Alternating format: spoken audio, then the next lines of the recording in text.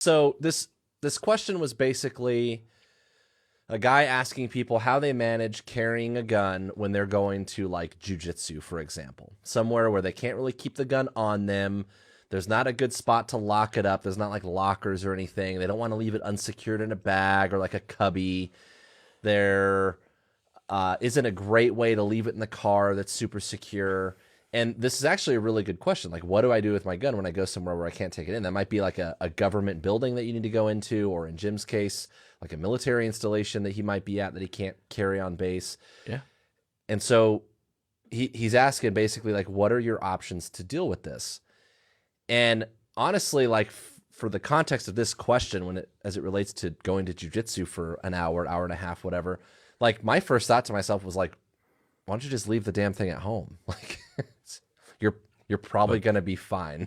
But then how are you every day carrying? How are you EDCing? Then you're just a sheep in a world full of wolves. I know. Oh my gosh. And that's the thing, is a lot of people have a really hard time with this because, and rightfully so, right? We take self-defense seriously. We take protecting ourselves and others, our capacity to protect ourselves and others very seriously. And I get that. As a guy who almost always carries a gun pretty much everywhere I go, like, I get it. I understand.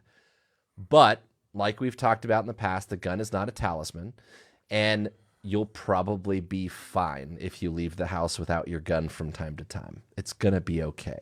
Like, it probably is going to be just fine. Naturally, it's going to be the time that you don't, that's something like I left my house to go pick up my kid one day from his mom's, and there was some guy like decided he wanted to road rage with me on the freeway, and he was trying to like wave me into the gas station parking lot when we got off the freeway. And I'm like, of course, the day that I leave real quick to go get my kid, I don't have my gun on me, but those are anomalies, right? They don't happen all the time. And the reality is you'll probably be okay 9 times out of 10. So I hit up Jim and I was like, man, we've done like whole episodes on risk management, and it turns out there's like a whole formal process. And we've talked about that before on the show. And this process is like, identify the hazards, assess the risk, evaluate, implement risk control measures, reassess.